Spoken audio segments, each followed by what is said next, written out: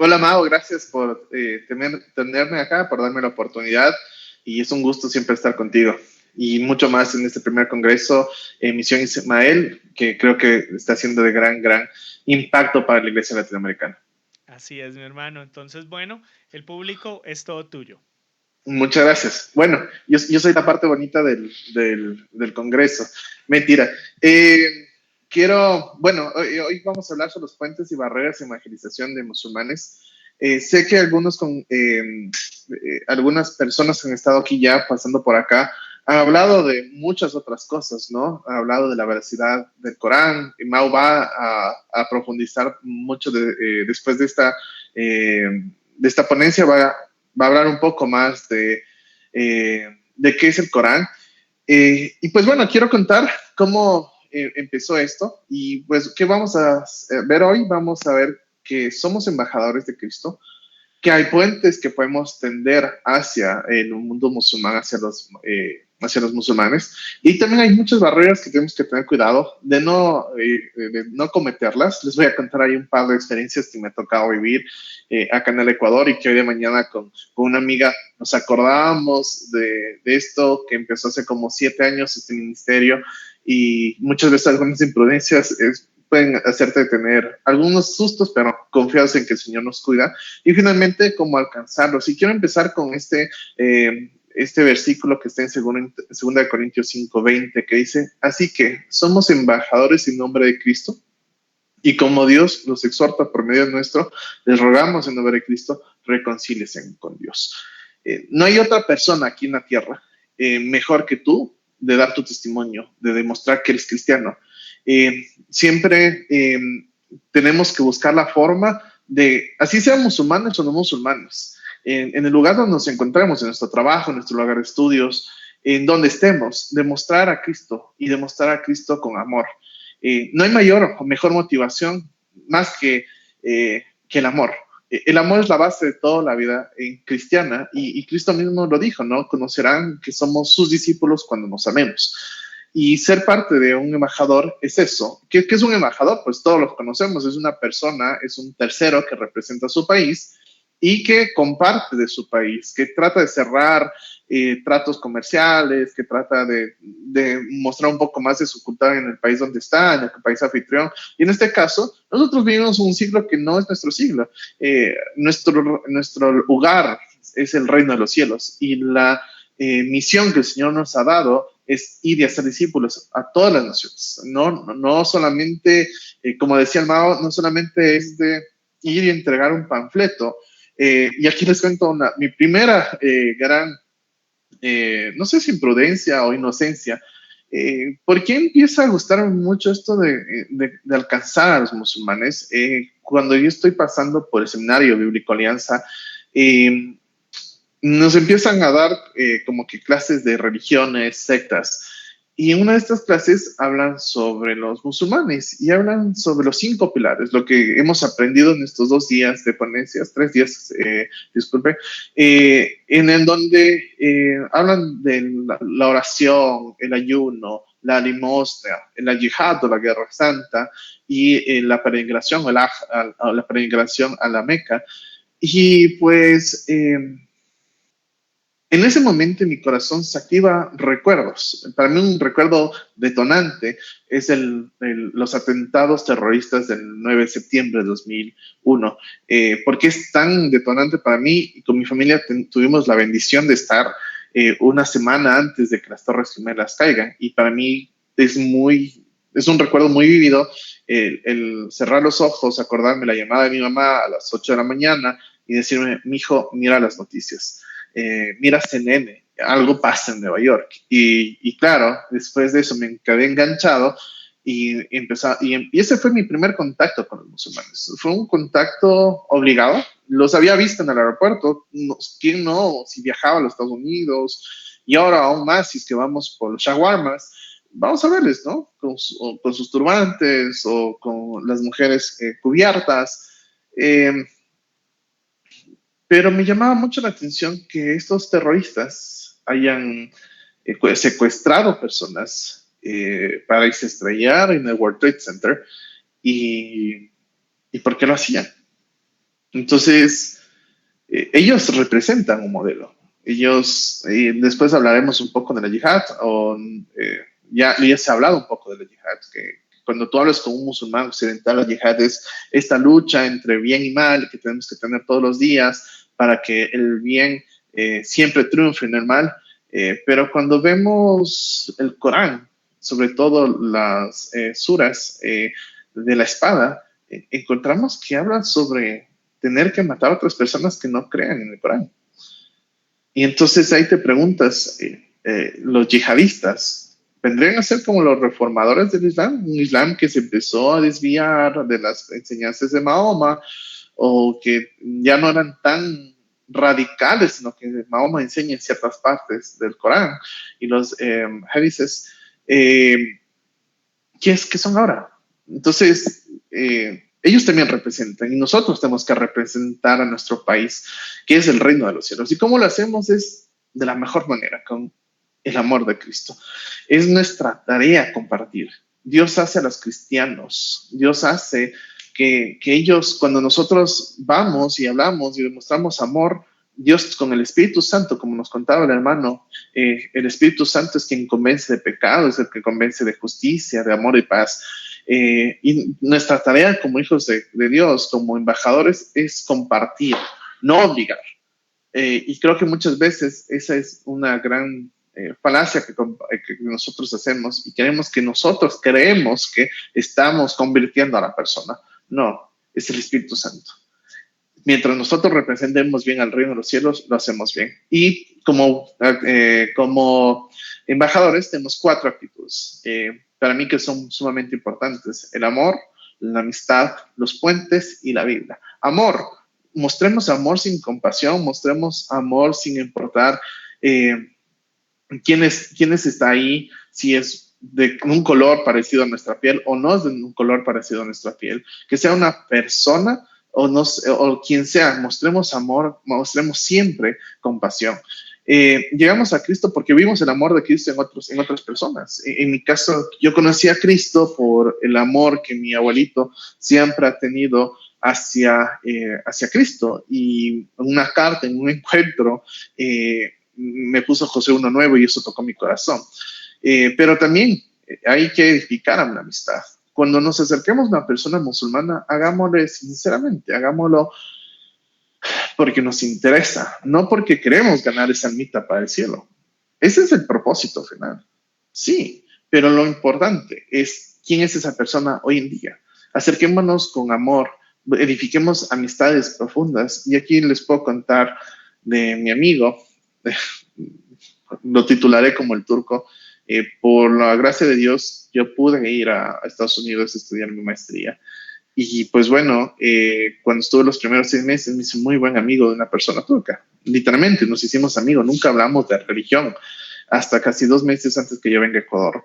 Y él me preguntó, oye, ¿tú eres cristiano? Porque veía que me iba los domingos a la iglesia, veía que en la casa intentaba de que la gente vivamos en armonía, ¿no? O sea, lavaba mis platos, no me comía la comida de otros, hacía cosas normales o cosas que Cristo nos pide que hagamos, y era una buena persona ante los ojos de él. En realidad, es la gracia de Dios que me ayudaba a mostrar su amor. Y me hice muy buen amigo, al tal punto que cuando vine al Ecuador, nos seguimos chateando. Y llegó un día que yo estaba en la iglesia, justo, si no estoy mal, llegaron mi pastor de Turquía, o no me acuerdo que me llegó este libro de aquí. Este libro de acá es el Injil. El Injil es el Nuevo Testamento. Aquí están las palabras de Jesús. En este caso dice Injil, que es la forma turca de decir Injil.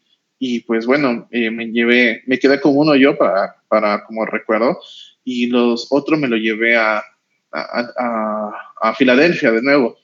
Y realmente yo sabía que cuando yo vaya a entregar este libro de color rojo, yo sabía que llevaba algo peligroso en mi maleta para él, porque cuando yo le entregase esto, él me iba a dejar de hablar. Y dicho y hecho, así fue. Después de unas 2 semanas desde que yo llegué a los Estados Unidos, él había tomado la decisión de irse a San Francisco a buscar trabajo. Y pues bueno, estuve orando, y para que no sea muy incómodo tampoco la comunión con él, eh, 2 días antes de que él se vaya, decidí bajar a tomar café, como lo habíamos hecho en los últimos 4 o 5 meses. Me preparó un café turco, de los mejores cafés, lo siento, sé que hay mucha gente de Colombia, pero de los mejores cafés que me he probado en mi vida. Y él, eh, conversamos de cosas triviales y después dije, oye, ¿sabes qué? Tengo un regalo para ti.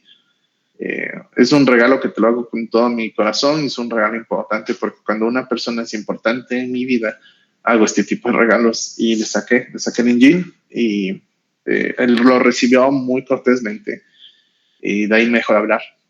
No hemos vuelto a hablar hace 3 años y bueno, lloro todos los días para que el Señor toque su corazón y pueda que ese encuentro natural o sobrenatural que tuvimos en esa casa en Filadelfia eh, haya sido sobre campo fresco, pero lo hice de una forma porque realmente me importaba, es un amigo para mí, y si él necesitara algo o necesitaría ir a San Francisco, de seguro lo voy a escribir y he intentado escribir algunas veces por Instagram, ya no me responde, pero ¿qué es lo que pasó? Demostré amor con él, fui sincero, edifiqué una amistad con él y no critiqué la creencia que él tenía, además de que dentro de los turcos es muy complicado, ¿no? El fundador de Turquía, el fundador de Turquía actual, es casi al nivel de Mahoma, y una de las conversaciones que tuvimos con él fue esta, o sea, me decía, él como que se estaba apartando un poco del Islam, porque no le cuadraba si es que Mahoma es lo más importante,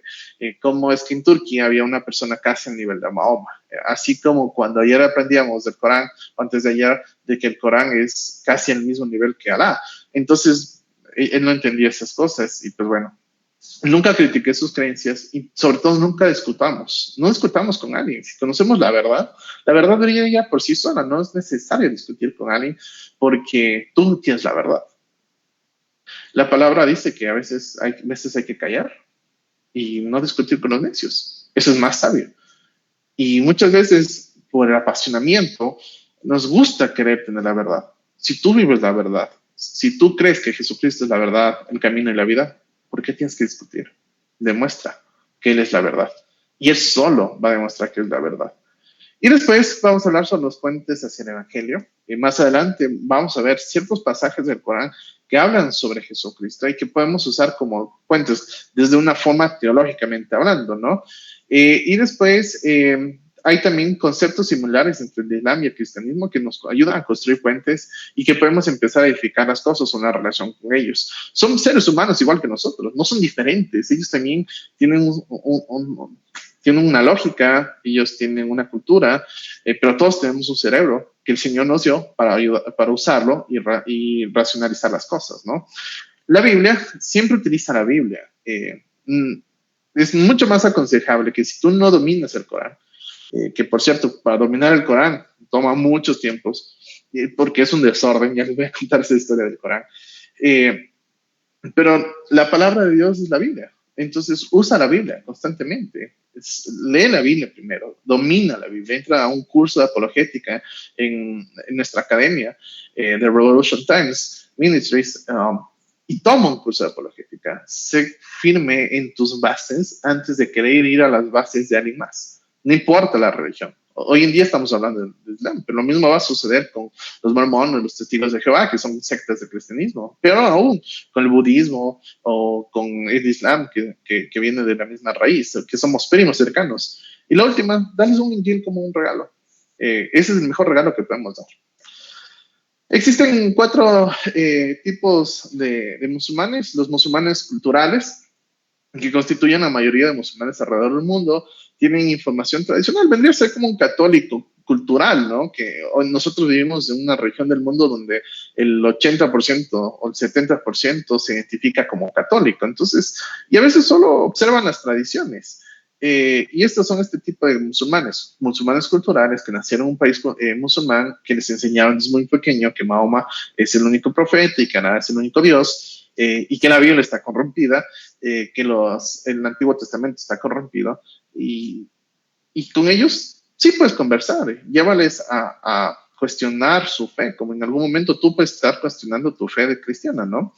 Están abiertos a escuchar el Evangelio y considerar el señorío de Jesús. Hay los convertidos. En este caso son personas que se convirtieron al Islam, como vimos en otras ponencias.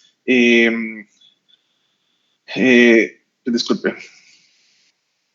Entonces, perdón, como vimos en otras ponencias, ellos mandan misioneros acá a este lado del mundo para islamizarlos. Entonces, así vas a encontrar. Hay otras personas que les toca convertirse para salvar su vida. Entonces, siempre hagámosle la pregunta, ¿por qué te hiciste musulmán? Y de ahí empezar a construir una relación y entender su trasfondo y por qué lo hizo. Después tenemos los devotos, que son personas que pueden estar bien informados en la verdad que ellos tienen, ¿no? O la realidad que les han dicho que es el cristianismo. Conversar con ellos, hay que tener una perspectiva abierta, tienes que estar dispuesto a escuchar lo que ellos dicen, y más que tú hablar, escucha, siempre es muy bueno primero escuchar, y sé que el Señor después nos da la sabiduría para responder preguntas difíciles. Participan a fondo en los rituales religiosos y muchos de ellos no tienen una formación formal, una educación formal de un tipo seminario, y si lo encuentras, son imanes. Y como en todo ser humano, muéstrales amor, comprensión, muéstrales que te interesa la persona antes que cualquier cosa. Entonces, no discutas. Y aquí voy a la parte de la mezquita. Yo cuando empecé esto, como les contaba, a través del seminario de religiones y lo de 911, el Señor, no sé si fue el Señor o fui yo, creo que fui yo, se me ocurrió la brillante idea de ir a la mezquita sin ninguna preparación previa. Tenía el estudio del seminario y de los cursos que había recibido en la iglesia, pero tenía mucha pasión por acercarme a ellos y entré a una de las dos mezquitas que hay en Canquito. Me recibió un imán. Me acuerdo que cuando entré había una persona que se preguntó por el Islam, hablamos con él, le dijimos, ¿sabes qué? Somos cristianos, estamos haciendo un trabajo de investigación y pues queremos ver cómo se realiza la liturgia en la mezquita. Nos hicieron sentarnos en la parte de atrás, vimos todo como el culto de los musulmanes y después nos invitaron al finalizar la reunión a hablar con el imán. Nos dijeron que querían conversar con nosotros, nos sentamos, éramos yo, un amigo mío más, y dos amigas más que nos acompañaron, porque una de las cosas que sí nos dijeron es que intentemos ir acompañados, hombre, o sea, una pareja y una pareja. Si íbamos dos hombres, teníamos que ir con dos mujeres, y nos acompañaron de esa manera. Y pues bueno, ¿no? Entonces me acuerdo que era una mesa grande, el imán se puso acá a la izquierda, yo siempre tenía que verlo acá, y todo esto eran musulmanes, eran la mayoría hombres, las mujeres estaban en la cocina. No sé por qué le dejaron a las chicas que vinieron con nosotros sentarse en la misma mesa con nosotros, y eso sí, tenían que estar cubiertas, y nos dijeron, bueno, pregunten todo lo que ustedes quieran. Les empezamos a preguntar, ¿en qué creen ustedes? Teníamos muchas preguntas. Y pues bueno, en una de esas yo cometí el error de decirles, pero bueno, entonces, ¿cómo pueden explicar, si dicen que tienen un Dios de amor, los atentados terroristas del 9/11? Entonces, ahí fue cuando el imán no reaccionó mal, era como un discípulo del imán, y me dijo, así como ustedes hicieron las cruzadas como cristianos. Él era una persona ecuatoriana que se había convertido al Islam y que estaba empezando a ser muy devoto. Y le calmaron a él y se acabó la reunión. Al final de esa reunión nos dicen, bueno, no entremos en polémica, si quieren vengan otro día y seguimos conversando, ya es muy tarde. Les damos algo que les hemos hecho, nos dieron un pan, no sé si el pan estaba bueno, no sé si estaba el pan malo, yo solo dije, Señor, ayúdame, que este pan sea bendecido por ti, que nada malo nos pase, comimos el pan y salimos, y nunca más volví a la mezquita, por otra cosa, otra imprudencia que hice que ya les voy a contar. Entonces, aún con estas personas hay que ser muy sabios, escuchemos, mostrémosles amor, seamos genuinos. Ellos son muy fáciles de darse cuenta cuando tú le estás mintiendo. Después tenemos Lucas 10, que creo que es la mejor forma de poder acercarse a ellos. No voy a entrar muy a detalle por el tiempo, pero Lucas 10 habla de cómo el Señor nos enseña un método de evangelismo, más que yo creo que es mucho más efectivo que la ruta de Romanos. Y se basa en estos puntos, ¿no? En orar, en edificar amistades, en presentar nuestra fe de una manera franca. Los musulmanes están muy abiertos para hablar asuntos espirituales, sobre todo los musulmanes devotos. Puede decir casi cualquier cosa con tal de decirlo con una sonrisa. Seamos transparentes, seamos serios y seamos personas que digamos las cosas que hacemos. O sea, si es que nosotros creemos que está mal que haya violencia doméstica, busquemos la forma que en nuestras iglesias no haya violencia doméstica. Esa es una de las barreras, de las mayores barreras que vamos a encontrar con el Islam, es que ellos no pueden entender esta separación, estos mundos que nosotros tenemos acá en Occidente, de que la iglesia es una cosa, de que el Estado es otra cosa y que la casa es otra cosa. Ellos no entienden, para ellos es lo mismo, ¿no? O sea, como tú te comportas en la mezquita, tienes que comportarte en la casa, porque así mismo te vas a comportar en el cielo. Nosotros a veces tenemos muchos hermanos, o no sé si hermanos directos, que van a la iglesia, alaban a Dios, alzan sus manos y cantan muy alto, pero al rato de los ratos, en la noche, están golpeándole a la esposa. Eso no es congruente. Eso no es ser cristianos. Eso no está bien. Y es una barrera que nos levanta como sociedad hacia el Islam. No testifiques a los musulmanes en un grupo, o sea, nunca vayas afuera de la mezquita con panfletos, no sirve. Te van a recibir, te van a decir, bueno, gracias, si es que te reciben, o si no, no te paran bola. Y ya. Este es un trabajo de hormiguita del día a día, del uno al uno, de ser verdaderamente discípulos, como lo hacía Jesús, como cogió a sus apóstoles y escogió 3 principales apóstoles y a diario estaba con ellos. Así mismo tenemos que hacerlo con ellos. Si tú quieres realmente discipular, porque es lindo discipular en contexto cristiano, discípulo musulmán. Ahora vamos hacia profundizar los puentes del Evangelio. Este puente, yo tenía otro puente cuando estaba haciendo esta presentación y me dije, bueno, una amiga me dijo, ¿sabes qué? ¿Por qué no le pones el puente que está en Estambul? Este puente es bastante representativo, une el occidente con el oriente, ¿no? De un lado está Europa, del otro lado está Asia, y este es el puente de conexión, y Turquía es un país que siempre ha sido así, es la conexión entre el mundo moderno y el mundo antiguo. Y pues bueno, tenía razón. Es un muy buen puente, y así como este puente fue escrito, nosotros tenemos varias formas de hacer un puente. Y el primero uno es que ambos entendemos o creemos, tanto el Islam como el cristianismo, que Dios es uno.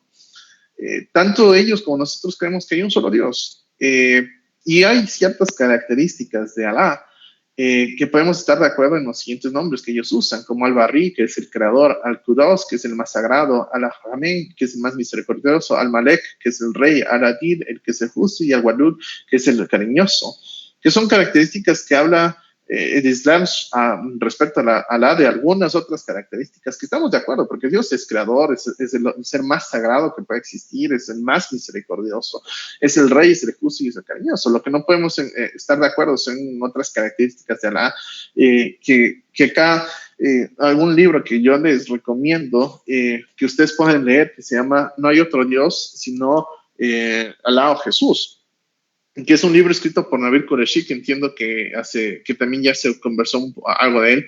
Y aquí te van a leer cuáles son las grandes diferencias o los grandes rasgos que hay entre Alá y Jesús, o Alá y Yahweh. Sabemos que Alá es la palabra árabe para Dios, y que muchos cristianos en Oriente Medio utilizan la palabra Alá a referirse a Jesús. Pero a la final no es el mismo, porque nuestro Jesús, nuestro Dios, nuestro Yahweh, tiene 3, es un Dios que tiene 3 personas, ¿no? Padre, Hijo y Espíritu Santo, que más adelante vamos a hablar, porque este es un tema complicado de hablar con los musulmanes.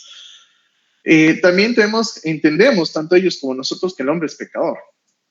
Aunque los musulmanes creen que todos pecan, ellos no creen en el pecado original como nosotros lo entendemos, en donde Adán y Eva son tentados por Satanás, y Eva, estando Adán ahí, toma el fruto de que le fue prohibido.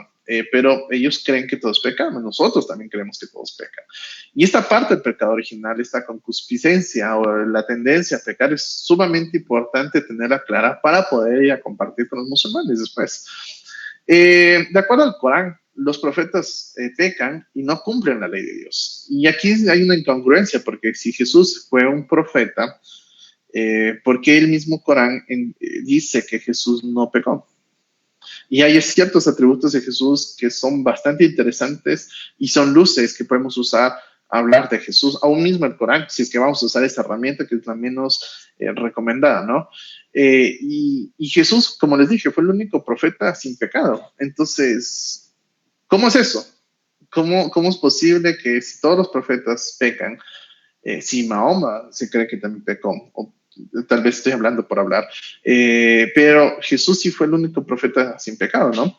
El pecado es no cumplir con las normas que Dios nos dio. Y eso lo tenemos claro tanto ellos como nosotros. Ellos hablan de que en el día a día ellos construyen o deconstruyen su casa. Con cada obra buena que ellos van haciendo van poniendo un ladrillito en el cielo, y con cada obra mala van quitando ese ladrillito. Y teniendo esto en mente, yo no sé cómo pueden decirle que Alá es misericordioso, porque ellos no tienen la certeza de que si hacen todas las buenas obras van a ir al cielo. No hay ningún musulmán, bueno, sí hay unos, no hay ningún musulmán fuera de los yihadistas que digan que tienen ganado el cielo. Los yihadistas creen que sí, al momento de poner su vida al servicio de Alá, ellos tienen como que su ticket directo al cielo. Pero el resto, ellos no. No hay la certeza de que tú eres salvo si es que has hecho y has cumplido los 5 pilares del Islam. Cristo Jesús, que también es un punto en común, ellos creen en Cristo Jesús o Isa el Masía. Cristo Jesús nació de la Virgen María y lo reconoció mismo. Fue concebido por el poder del Espíritu Santo. Es la palabra de Dios. Hay un término que se llama Kalimatu Alá, que no tiene ninguna diferencia entre Dios y su palabra, es decir, que Él es la palabra de Dios. En el Islam, o los eruditos musulmanes indican que Isa Masía es Kalimatu Alá. Entonces, aquí hay bastante que conversar y que puedes tú profundizar y llevar a las preguntas lógicas, ¿no? ¿Cómo es posible que Jesús, que fue un profeta, que no pecó, que es reconocido como la palabra de Dios, el Kalimatu Alá, no es Dios? Y más que nada, más que Dios, ¿cómo puede ser menor a Muhammad? Y si fue una persona que es la palabra de Dios, que no pecó, ¿cómo va a dejar que sus discípulos corrompan al Injil? Se cree que ellos creen que Jesús fue puro y estuvo sin pecado desde el nacimiento, que levantó muertos y sanó enfermos. Es más, hay una historia en el Islam que habla de que Jesús, que se cree que era una historia que rondaba en la época cuando Mahoma empezó a recitar. Acuérdense que Mahoma estaba en unas rutas comerciales, y a mí siempre me gusta, sin ofender al Islam, que yo siento que a veces el Islam es una mezcla de budismo, hinduismo, cristianismo, cristianismo copto o oriental. Le pones una decoradora, la mezclas y lo que salió es el Islam. Hay un evangelio apócrifo que se circulaba en esa época, y habla de que Jesús da vida a una paloma, que Jesús de muy pequeño junta un poco de barro, escupe un poco y sopla y da vida a una paloma. Ese tipo de milagros se encuentran dentro del Islam acerca de Jesús. También se cree que será el intercesor en el día de juicio, junto a otros profetas. Uno de los profetas que va a estar en el día de juicio es Jesús, y se cree que Jesús tiene que regresar.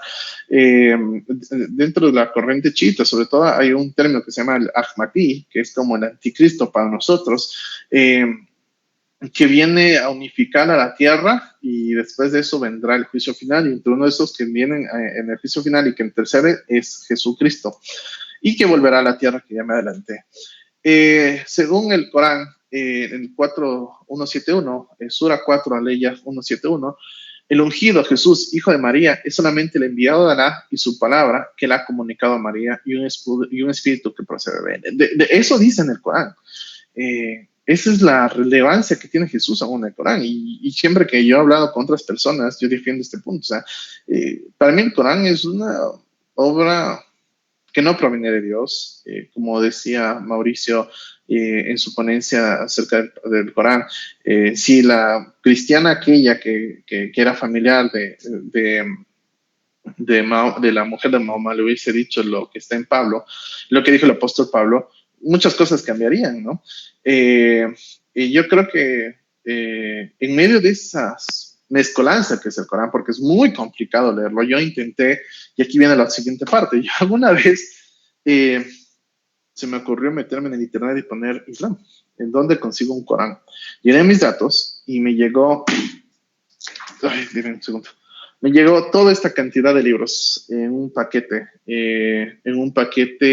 verde que decía para Juan Andrés Cátiva, sí, la empleada que trabajaba con nosotros en ese entonces recibió en mi casa.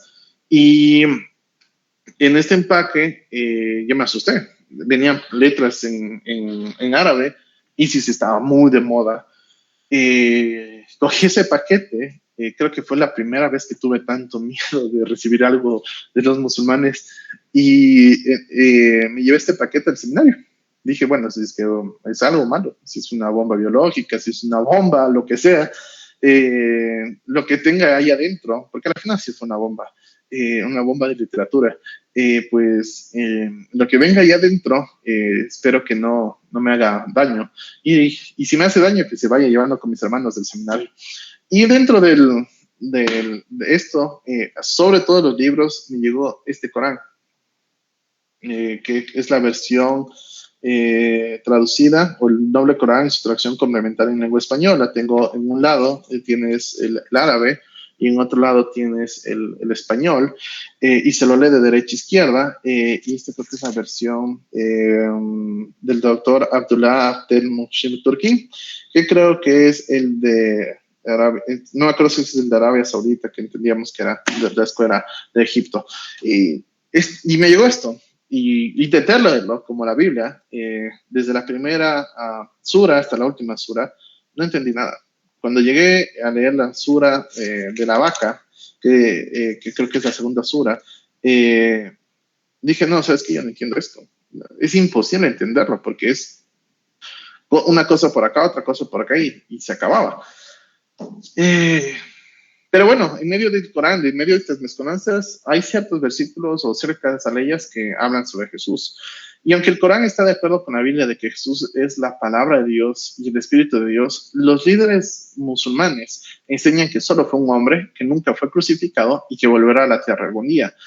Ellos también, a base de un evangelio apócrifo, dicen que Judas tomó el lugar de Jesús, que como Jesús era un profeta, hizo que su rostro se cambie y por eso Judas muere en la cruz. Y es como una respuesta que me han dado de por qué Jesús sí resucita y por qué no hay su cadáver y tanta cosa. Entonces ellos dicen que Judas tomó su lugar. Pero si es un hombre de Dios que nunca ha mentido, son cosas que no tienen congruencia, ¿no? Y siempre ellos reconocen que volverá algún día y que fue un hombre santo. Y después tenemos los libros santos, ¿no?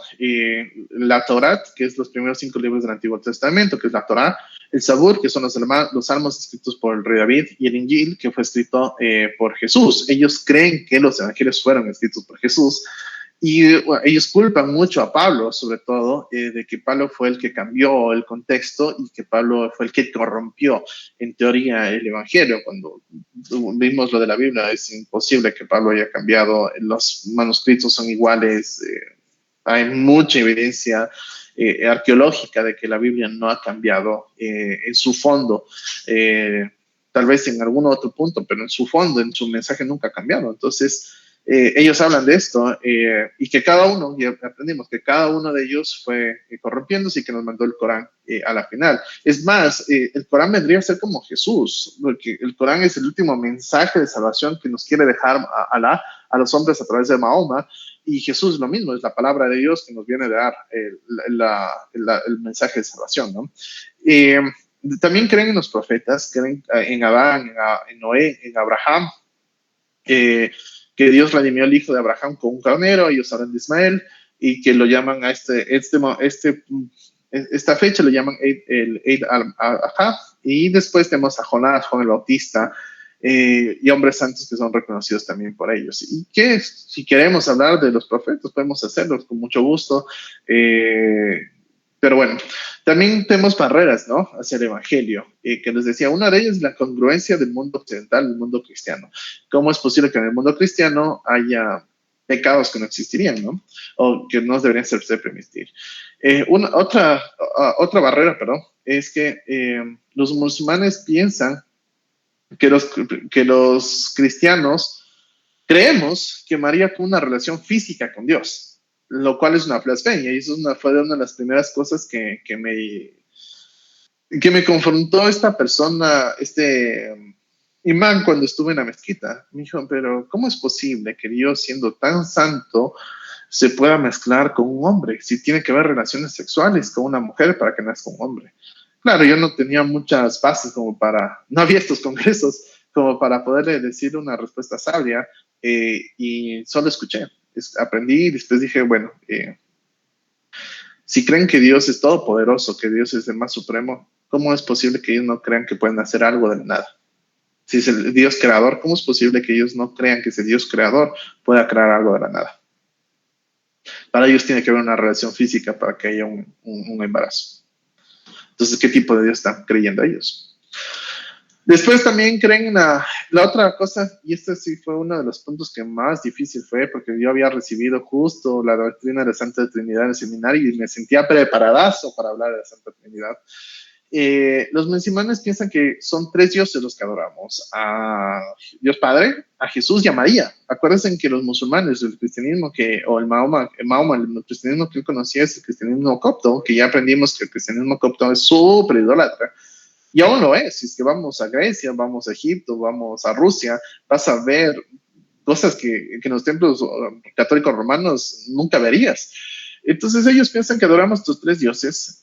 Hay que tener muy claro este concepto de la Santa Trinidad, porque nosotros como cristianos creemos que es un solo ser complejo, que tiene tres personas que se relacionan entre sí. Y los musulmanes piensan que solo es un ser sencillo. Y yo me acuerdo que cuando empezamos a hablar sobre este tema, mi primer as bajo la manga, dije, aquí le saco, fue coger y hablar de lo que dice la Biblia en Génesis 1, de que habla sobre, cuando tú te fijas en los detalles, siempre habla en plural, hemos creado, hemos hecho. Y cuando tú ves el hebreo, habla sobre Elohim, y Elohim puede hacerse referencia a plural. Y claro, yo dije, esa es mi forma de poderles dar una apologética. Y el man me dijo, me sacó una pregunta que yo no le supe responder. Me dijo, ok, entiendo lo que tú dices, pero acuérdate que el Torah también ha sido corrompido. ¿Por qué no me das un ejemplo con algo que tú ves? Y a mí se me ocurrió darle el ejemplo del agua, de que el agua puede ser a sí mismo sólido, como puede ser gaseoso, como puede ser líquido, y que el agua representa al Espíritu Santo. Fue una mala, me dio duro, o sea, me dejó así, yo ya no pude decirle nada. Pero la verdad es esta, y creo que el triángulo que he usado la iglesia durante muchos años es la mejor. Dios es Padre, Dios es Hijo y Dios es Espíritu, pero el Padre no es Espíritu, el Padre no es Hijo, y el Hijo no es Espíritu, y el Espíritu no es Padre. Es un solo ser que tiene tres personas, y que estas tres personas hacen a Dios. Y los vemos, no solamente en el Génesis, los vemos en muchas otras oportunidades, como cuando Abraham habla con Jesús en el desierto y intercede por Lot, o cuando los profetas recibían el Espíritu de Dios. Entonces, no solamente tenías un Génesis, tienes todo un Antiguo Testamento. Y Dios, Jesús mismo, no niega la participación del Espíritu Santo ni del Padre. Entonces, a veces es mejor no meterse en estos temas espinosos. Y si te quieres meter, estudia y léalo a profundidad. La otra es la crucifixión y la resurrección, que ya les conté rapidito, que Cristo fue un profeta enviado a Jesús, y que él debe ganar al ser un profeta y no debe perder, y que Cristo no fue matado, sino fue levantado al cielo, y le conté todo esto sobre Judas. Y hablan sobre la autoridad de la Biblia, que hemos hablado muchas veces durante todos estos 3 días, de que la Biblia fue cambiada, que el Corán reemplaza la Biblia, que el Corán enseña a los musulmanes, y si dice eso, es más, no sé si lo puse, pero hay un verso en el Corán que dice que si tú tienes alguna pregunta de las cosas que están en este Corán, pregúntales a la gente del libro, y la gente del libro son los cristianos.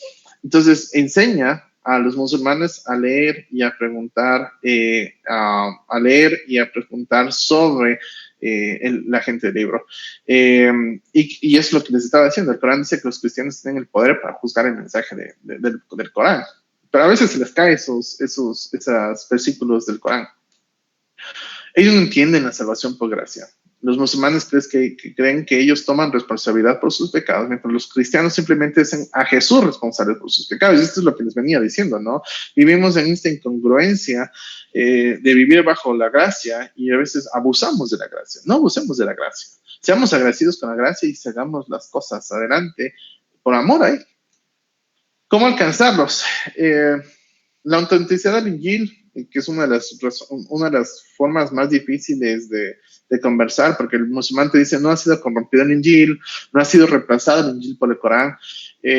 Los musulmanes en sí no han leído por ellos mismos ni el Nuevo Testamento ni el Corán. Es más, el Corán lo recitan de memoria y te lo enseñan desde muy pequeño, cuando son muy devotos tu familia. Y la mejor forma, como siempre les digo, regalemos un Injil. Acompañémosles a leer, no les pongamos leer Juan, por favor, pongámosles leer Marcos, pongámosles a leer Lucas, que son libros del Nuevo Testamento mucho más digeribles, y discipulemos a los musulmanes con esos libros. Digamos, ok, leamos lo que está acá y confrontemos lo que está acá con historia. Pongamos el Nuevo Testamento o la Biblia contra el Corán y veamos cuál tiene más cosas de peso que dan validez a su mensaje. La Biblia va a ganar. Y por eso la apologética es necesaria. Aquí están 3 versículos del Corán. El primero está en Corán, la sura de la vaca, Aleya 146. Aquellos a quienes hemos dado la escritura la conocen como conocen a sus propios hijos varones, pero algunos de ellos ocultan la verdad a sabiendas. O sea, el mismo Corán indica que hay ciertas personas que ocultan la verdad. ¿Y cómo podemos entonces decir que el Corán no fue corrompido? De ahí tenemos igual en el Corán, la sura de la vaca, en la ley 136, decir: creemos en Alá, en lo que nos ha revelado, en lo que se reveló a Abraham, Ismael, Jacob y a las tribus, en lo que Moisés, Jesús y los profetas recibieron de su Señor. No hacemos distinción entre ninguno de ellos y nos sometemos a Él. O sea, y después se contradice el mismo Corán. Y después el Corán, en Ali Amra, la ley 2-3, Alá, no hay más Dios que Él, el viviente, el subsistente. Él te ha revelado la escritura con la verdad. En confirmación de los mensajes anteriores, Él ha revelado la Torá y el Evangelio de Jesús. Entonces, dan validez a los libros. Y como les dije, si nos ponemos a comparar Biblia contra Injil, si es que conocemos un musulmán, les podemos discipular y enseñarles que la única verdad y vida si la encontramos en la Biblia y que la Biblia no ha sido corrompida, vamos a empezar a romper estructuras mentales, y por ahí es. Lo que habíamos hablando, ¿no? El Torá de Moisés fue corrompido, así que Dios envió Sabur. El Sabur de Dios de David fue corrompido, así que Dios envió el Injil. Y el Injil de Jesús fue corrompido, así que Dios envió el Corán. El Corán nunca será cambiado porque Dios protege su palabra, es lo que ellos dicen, pero ya aprendimos que no es así. Los líderes islámicos, los imanes, enseñan que el Injil ha pasado por muchas versiones y el verdadero sentido se ha perdido. Y que los cristianos han cambiado muchas historias, han borrado cualquier referencia al Islam o a Mahoma, y esta acusación no está respaldada por ninguna investigación. O sea, no tengamos miedo de mostrar y defender nuestra fe, porque tenemos de ganar.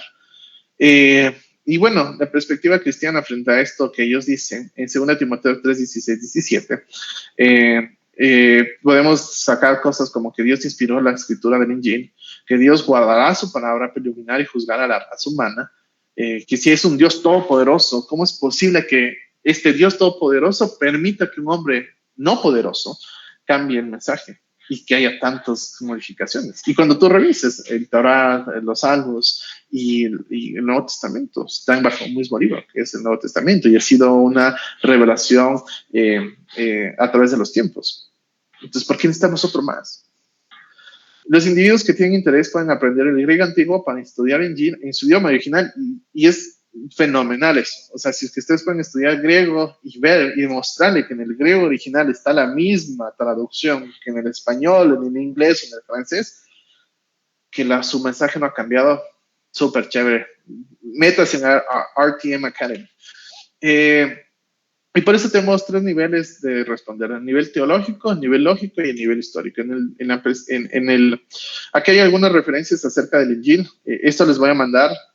Si pueden, meterse en un Corán online y lo van a encontrar. En el nivel teológico encontramos que lo que les digo, ¿no? Que los musulmanes dicen que la Biblia ha sido corrompida, responden con hasta figura, Dios nos libre, en referencia a que el Corán no sea corrompido. Si alguien cree que el Injil se ha corrompido, entonces cree que los seres humanos somos más fuertes que Dios, que es lo que les estoy vengo diciendo, y Dios prometió en el Injil que guardaría su palabra. Entonces, si Dios promete algo, ¿cómo puede Dios mentir? Dios no es hombre. Y de nivel lógico, lo que les decía, hagamos preguntas como ¿quién corrompió el Injil? ¿Por qué fue corrompido el Injil? ¿Dónde fue corrompido? ¿Cuándo? ¿Dónde está el Injil original? O sea, si es que fue corrompido, ¿dónde está el original? Debe haber vestigios de que se corrompió y que por ende debería haber, se debe mostrar. Frente a todas estas preguntas, la Biblia y Jesús siempre brillan a favor de ellos. Se corrompió el Injil antes o después de la vida de Mahoma. Recuerden que en la época que estuvo Mahoma, en el 600, ya existía el Nuevo Testamento.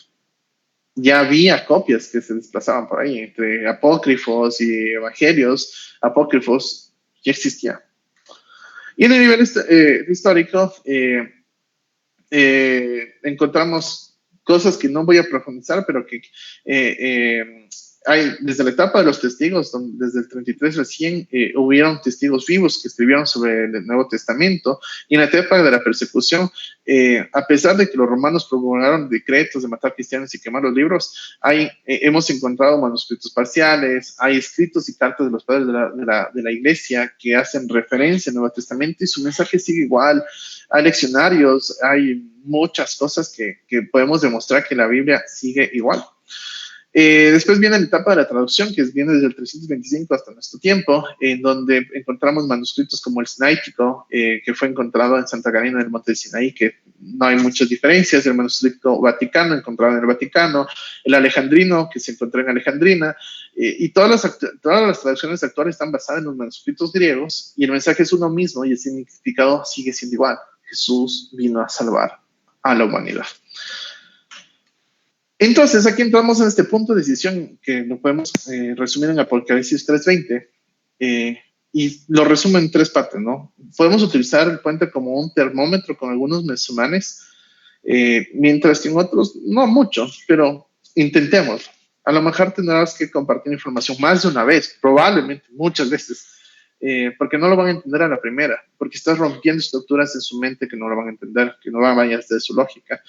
Y al señalar a los musulmanes la autenticidad del Injil, les llevarás al corazón del Evangelio, que Jesús vivió, fue crucificado y se levantó de los muertos al tercer día y que fue subido a los cielos, porque Él es el Hijo de Dios.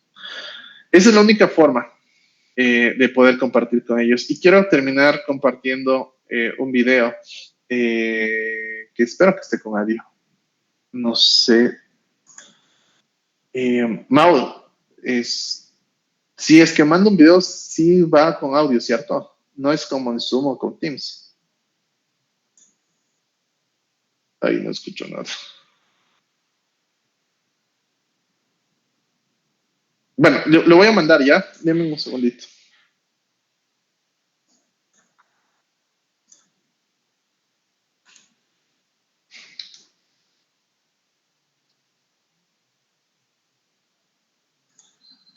No sé por qué no te escucho nada. No se escucha. Si quieres, pásame el link y yo lo paso. Dame un segundito, te lo mando ahorita. No te preocupes. Ahí está, ahí te fue. Ok, Entonces yo en teoría debería detener, ¿cierto? Para que tú puedas pasar. déjame. eh,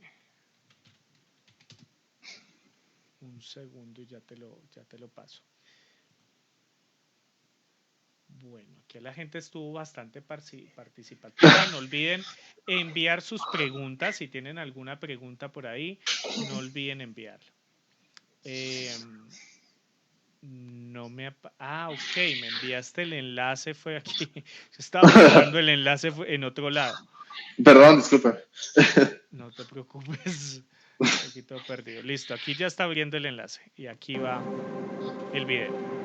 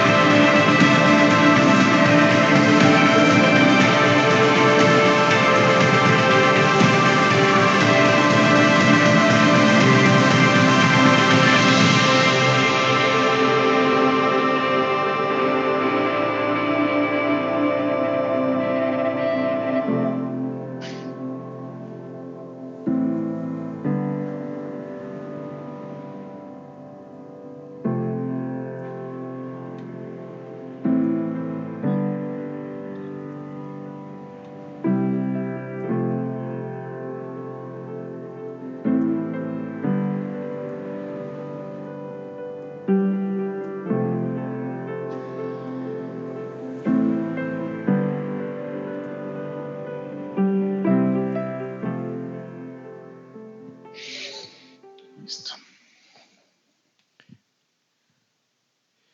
Listo. Eh, bueno, Juan, de nuevo, muchísimas gracias, mi hermano, por esta bendición de poder compartir contigo estos minutos que tuvimos aquí al aire. Realmente es mucho lo que nosotros podemos aprender acerca del Islam, como esas diferencias y semejanzas que tenemos y que por supuesto nosotros podemos usar esas semejanzas para poder crear un puente y presentar el Evangelio. realmente es mucho lo que nosotros podemos aprender de Jesús, porque incluso Jesús también usó muchas cosas que tenía en común, o más bien que eran conocidas para los judíos, como por ejemplo el relato de Jonás, y usar asimismo la historia de Jonás para presentar el Evangelio, también nosotros para ilustrar su resurrección. Asimismo, nosotros, por ejemplo, en el caso de este profeta, lo podemos hacer lo mismo porque los musulmanes también creen en Jonás como profeta, ¿verdad? Sí, correcto. Sí, sí, sí, sí. No, Yo pues creo que sí, la sí, mejor señor. forma, perdón. No, dime, perdón. No, no, te decía que yo creo que la mejor forma de ver cómo evangelizar a una persona siempre va a ser Jesús, ¿no? Lo que tú dices, Jesús fue muy creativo en la forma en cómo compartió el evangelio en su momento, en su tierra, con sus paisanos. Y lo mismo podemos hacer nosotros. Tenemos que aprender mucho de Jesús, no solamente las enseñanzas que nos deja de nuestro diario vivir, sino de cómo alcanzar y amar a otras personas. De acuerdo, totalmente. Bueno, aquí Daniela hace una pregunta, yo creo que de pronto ya le gustaría que tú ilustraras con un ejemplo cómo comenzar una conversación significativa para evangelizar. ¿Cómo dar ese primer paso?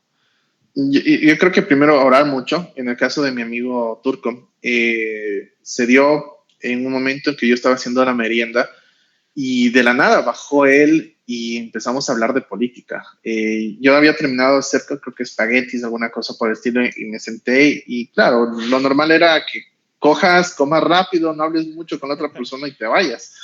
En el caso con él fue quedarme, a ver cómo, qué hacía. Dije, oye, ¿qué estás haciendo? ¿Qué vas a comer? Eh, y le empecé a preguntar sobre Turquía. Le dije, tú eres de Turquía. Sabía mucho de Turquía en ese entonces y también hoy en día. Y le dije, oye, ¿y qué tú piensas de tu presidente que sigue hoy en día, no? Y me dijo, no, que sé qué, pero tú también tienes un presidente un poco que se lleva bastante bien con el mío. Ese fue como que el enlace. Fue algo súper secular que nos llevó a una pregunta después profunda, porque él me dice, yo no, me acuerdo que cuando estábamos hablando de Algorán, me dice, pero yo no entiendo cómo es posible que al padre de Turquía le pongamos casi al mismo nivel que Mahoma. Y Claro. él fue el que me empezó a hablar. Bastante curioso. Bueno, realmente el Señor, finalmente el Espíritu Santo es el que nos dirige a nosotros en la conversación. Finalmente el Señor es el que conoce los corazones de todos en el mundo. Por ejemplo, los musulmanes, Él conoce cómo es el corazón de esta persona, qué es lo que le inquieta y asimismo te pone a ti como el querer, como el hacer, como para poderle entrar, como decimos, con el tema, ¿no? Bueno. Sí, y también, espérate, me estaba acordando, también estuvimos en algún momento por Revolution Times en un grupo de infiltrados como musulmanes. Y, Sí, y llegó un momento en que ya nos tocó hablar. O sea, ya no era muy posible. Justo era el momento en que los sunitas de ISIS, porque ISIS sale de la parte sunita de acuerdo. del wahhabismo, empezaron ya a perseguir a chiitas. Y nosotros estábamos en un grupo de chiitas. Y empezaron a mandar ya videos muy sangrientos. Y oramos mucho, me acuerdo. Estaba Mao conmigo, no sé quién más, Sí, y era el momento de hablar, o sea, no podíamos seguir quedándonos callados y seguir solo recibiendo, ya era el momento de hablar. Creo que a los 2 días nos sacaron y nos banearon del grupo, sí, pero valió la pena. nos expulsaron, nos expulsaron Sí. porque de hecho, uno de ellos, uno de los, que ahora es Sheikh, de hecho Mm. es un maestro, él me contactó por interno y me dijo, ¿cómo así? Es que tú odias a los musulmanes, es que estoy viendo en tu perfil y yo en mi perfil, pero yo cuando te di mi contacto, o sea, me sentí tan observado. Es decir, ellos se toman la molestia de realmente buscarte, realmente investigar quién eres. De saber quién eres, ellos se preocupan, entonces aquí interviene mucho el tema del testimonio, ¿sí? Entonces lo que tú publicas, lo que tú escribes, cómo hablas, qué dices, finalmente por las preguntas que nosotros hacíamos y las cosas que decimos, pues que dijimos, finalmente nos sacaron del grupo y pues bueno, creo que las chicas del ministerio que están en el grupo ya sí llegaron hasta el final. Sí, pero son momentos divinos, creo yo, de que Dios no te puede, o sea, yo me acuerdo que cuando veíamos eso y con mi amigo musulmán, es el momento preciso en el lugar correcto. De acuerdo. Entonces, tú simplemente es esperar que Dios te ponga ahí y tú no tengas miedo de hablar, porque no tienes que perder, estás hablando vida. Así es. Bueno, por acá preguntan ya la pregunta final. Te está preguntando Nehemías que qué libros en español puedes recomendar para conocer más sobre el tema del Islam y los musulmanes. Hay uno de Don McCurry que es Esperanza para los Musulmanes, que es muy bueno. Sí, En español sé que ya está traducido este, que es Respondiendo a la Yihad de Nabil Qureshi. ok, Y también No hay otro Dios, pero solo uno, o Jesús.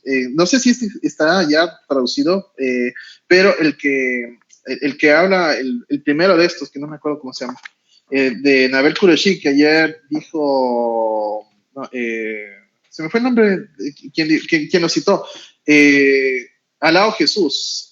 Bueno, todo lo que haya de Nabil Qureshi me parece muy bueno. Y no sé, Mau, ¿tú cuál otro recomiendas? Porque creo que con esos bueno, tres hay estás uno, bastante. hay uno que se llama Diferencias entre el cristianismo y el Islam de Josh McDowell. Hay otro que se llama es sobre la veracidad del Injil. Déjame que yo tengo por acá algunos. Está buscando a Laia y encontrando a Jesús de Nabil Qureshi. Mm, Hay otro que se llama, permíteme, Una puerta que nadie puede cerrar, de Kuda Ruth. Hay otro que se me va por aquí el nombre. Ah, bueno, nuestro querido amigo Fuad Masri, que es un ex musulmán libanés convertido al cristianismo. Él tiene un ministerio que se llama Crescent Project. ajá. María, si estás por ahí, si puedes compartir el enlace ahí en la conversación, sería grandioso. Y él tiene tanto material como en español como en inglés. Y de hecho, él tiene un curso en español que se llama Puentes, guiando a los musulmanes a la luz de Cristo, y que es, yo creo que es un curso, Juan lo ha tomado, María lo ha tomado, yo lo tomé, Diana lo tomó, casi todos los que trabajamos en RTM tomamos el curso de Fuad Masri. De hecho tuvimos la bendición de poderlo conocer personalmente hace ya años, años de los años. Conocimos a Fuad Masri y él tiene varios documentos y varios libros también en español que se los recomiendo. Y pues bueno, desde luego pueden tomar el curso que yo estoy dictando sobre Islam en rtmacademy.org. Entonces, para más información pueden entrar allí también.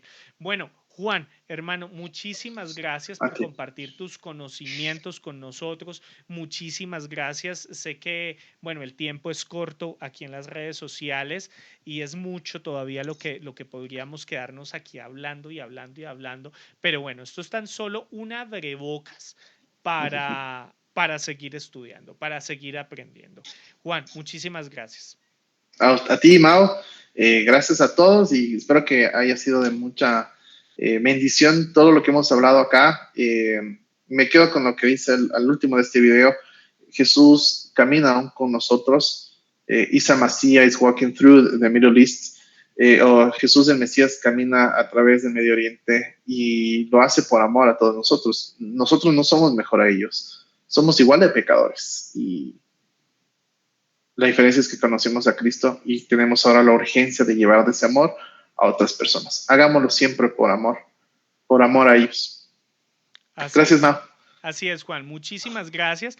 Bueno, y ustedes no se desconecten, que ya vengo yo. Otra vez, yo creo que ustedes ya están cansados de oírme hablar y hablar y hablar, pero ya regreso en 2 minutos lo que me desconecto y me conecto. Les estaré hablando acerca de la veracidad del Corán. ¿Es veraz el Corán? ¿Es confiable? Sí o no. Hay inconsistencias en el Corán, hay contradicciones que podemos encontrar aquí en este libro en comparación con, por ejemplo, el Nuevo Testamento. Ya vimos lo que fue el Corán conmigo, ya vieron lo que fue la veracidad de la Biblia con Diana, ahora verán conmigo lo que es la veracidad del Corán. Entonces, no se despeguen, que ya regresamos.